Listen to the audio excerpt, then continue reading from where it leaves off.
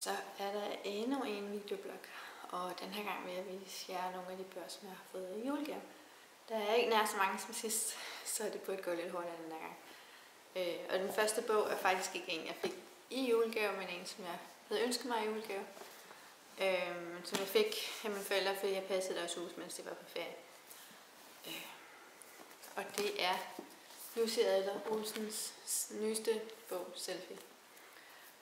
Jeg har alle de andre bøger, så da han skrev en ny bog, så måtte jeg jo have den i samlingen. Jeg har ikke læst den endnu, fordi at, min søster har forlånt den med hjem og læse den. Hun har ikke været specielt begejstret for den, fordi den er meget nutidig. Jeg håber, at jeg kommer til at kunne lide den, men sidste gang han skrev en sådan meget nutidig bog, det var den, der hedder Marco-effekten. Det var jeg ikke synderligt begejstret for heller, så jeg håber, at den her den er god, men jeg er lidt i tvivl, men nu må vi se. Jeg skal i hvert fald have læst den uanset hvad, fordi den passer jo. Det er jo en serie, så læse den, det skal man. Af den dag, jeg så var inde og hente mine forældre, der var jeg på bådudsalg ved Helligåndskirken. Der var også noget hollandsk bådudsalg, som løber over en længere periode, og så for hver dag, der blev bøgerne billigere og billigere. Og da jeg var inde, der kostede bøgerne 15 kroner, tror jeg det var. Og jeg troede, at jeg havde gjort et fund. Fordi at jeg fandt sådan en fin udgave. Jeg har allerede vist jer nogle af de udgaver i den, der hedder Gulligods rejse. Og der fandt jeg den her, som er De elendige af Victor Hugo. For dem, der ikke ved det, er det den, der også hedder Les Misérables, som er blevet filmatiseret. Og jeg troede, at jeg havde gjort et kup, fordi jeg har så gerne vil læse den her. Så jeg var simpelthen så vildt begejstret, da jeg fandt den. Desværre viste det sig så, at det var bind 3 ud af 3 bind.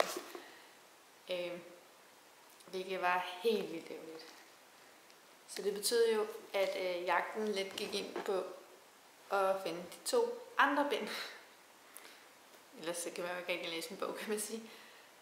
Og jeg fandt også de her bind hos en boghandler, eller bogantikvitet over i Jylland i nærheden af Aarhus.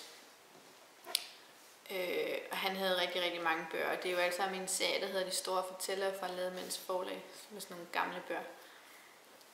Og der var mange andre bøger, så jeg fik også købt lidt andre bøger, og min kæreste var så fantastisk, at han sagde ja til, at jeg måtte få dem i julegave. Men jeg fik det selvfølgelig med tidligere, de var ikke pakket ind, det var ikke en overraskelse, men det er stadig en helt vildt fantastisk julegave. Jeg er så glad for dem, så jeg fik mine bind. Desværre kunne jeg kun købe de 2 første bind, det var ligesom sådan samlet selv, fordi der er 3. Det er jo ærgerligt kun at få en af dem. Så, men det er simpelthen så fine gamle udgaver. Altså med sådan en guldtryk og sådan en rigtig gammel hård bog. Og jeg tror ikke, at sidste gang viste, at toppen den er guld lakeret, tror jeg det hedder. Jeg ved ikke helt, hvad det hedder, men den er i hvert fald guld. Og alle de her bøger, de er jo illustreret på den ene eller den anden måde. Man skal se her. Det er sådan lidt forskelligt, om det er decideret sådan tegninger, malerier eller hvad det egentlig er, der er i de her bøger. Uanset så er det illustreret. Det synes jeg er en rigtig fin detalje, når man tænker på, hvor gamle de her bøger er. Det står faktisk ikke lige, hvornår de er fra, men jeg ved, at de er gamle. Jeg synes, det er så imponerende håndværk. Og til alle de her bøger, der hører jo også et fint bogmærke med, hvor der står lidt om forfatteren. Og til de af der ikke kender historien Les Misérables, eller De elendige, som den hedder på oversat, så følger man jo en fange, som bliver benådet eller har afsonet sin tid, kan man ligesom sige, som hedder Jean Valjean. Og han vil jo resten af sit liv have papir på, at han er en farlig mand, og han skal melde sig hele tiden, fordi at, sådan, så han ikke gør noget ulovligt, og så de ved, hvor han er henne.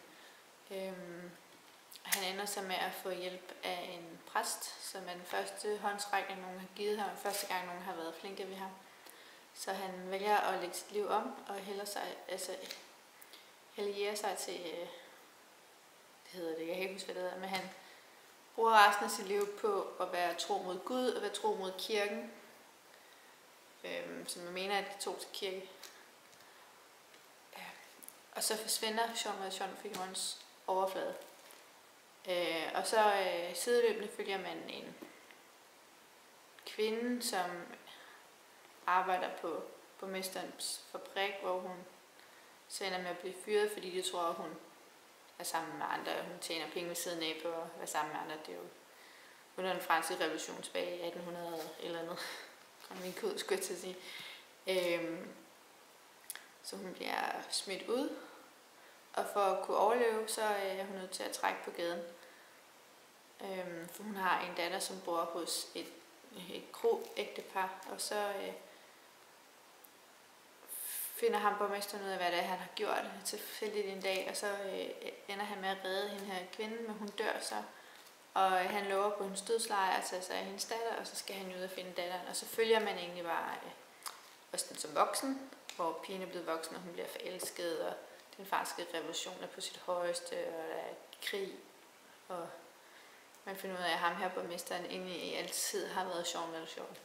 Det er en rigtig, rigtig fin historie, og Les Misérables er udgivet som musical, hvor der er kendte som sådan halvt synger, halvt snakker, fordi de har jo haft ørestejl i, da de lavede den her film, så de har kunne synge sange, sådan, at synge teksterne, sådan, så det har virket realistisk, så har de været ked af det, så har de jo kunne gøre det realistisk, i stedet for at sangen blev indspillet sideløbende. Jeg elsker den film, og jeg får gåsehud hver gang jeg ser den film. Så derfor skulle jeg have bøgerne. Jeg måtte simpelthen læse bøgerne. Jeg glæder mig til at kaste over dem. Og de er simpelthen en fryd for øjet. Jeg er så begejstret for at have dem og have dem på min bogreol. I samme omgang købte jeg også en anden serie, nemlig Anna Karenina af Leo Tolstoj. Og det er også 3 bind. Det er 3 meget voldsomme bind, kan man sige. Jeg kender ikke historien så meget andet. Jeg ved, at det er noget russisk, og man følger en piges liv. Men jeg har hørt Rikke inden for Paperback Castles tale meget pænt om de her bøger, eller om den her historie, så jeg har simpelthen lyst til at prøve at give mig kast med at læse den. Den her, der er illustrationerne sådan mere sådan tegningspræget, end de var i Gillian. Det vil jeg også synes er rigtig, rigtig fint. Jeg tænker, det passer til historien, hvordan man har valgt at lave de her tegninger. Og der er også et fint bogværk, så jeg glæder mig til at læse den. Desværre kan man sige, men det er jo sådan der med sådan nogle gamle bøger. Den her, den er blevet lidt sart af at have været åbnet. Så ryggen, den er knækket, som man kan se. Det er lidt ærgerligt, men sådan er det jo, når det er så gamle bøger, og de har taget rigtig meget tidens tand.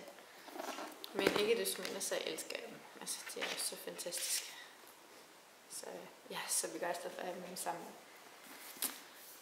Og så fik jeg en anden julegave, som jeg fik på juleaften, nemlig Mig før dig af Jojo Moyes. Det var en af de få julegaver, jeg rent faktisk fik. Vi har i vores familie det, at man, når man er over 18, så trækker man lod, og så giver man kun én julegave, men man får også samtidig kun én julegave. Og min far, han trak mig og havde fået en liste med 10 bøger, jeg ønskede mig. Og der var den her på.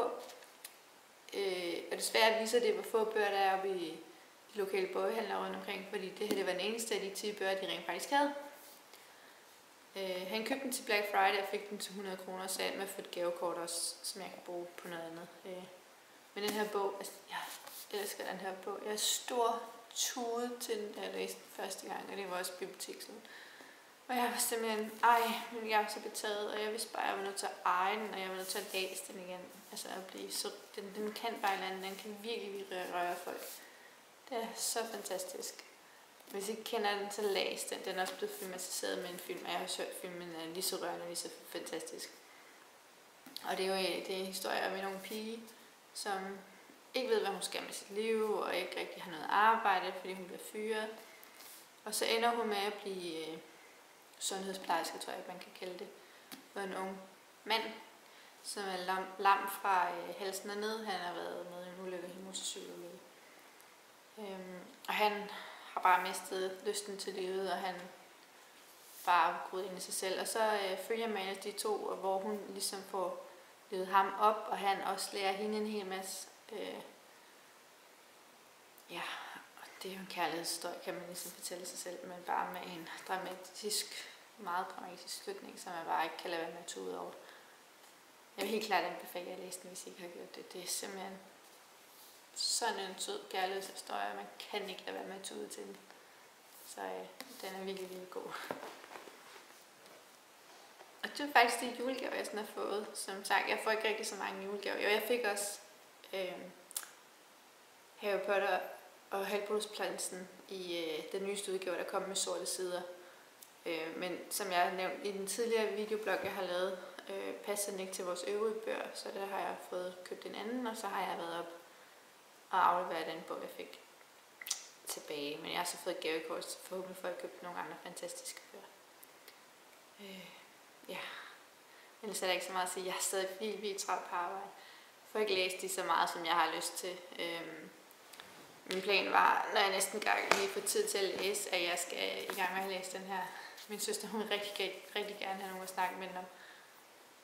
Og så det var lidt min plan at læse den, for jeg skal også læse den i forbindelse med Plusbogs vinterlæserlejr.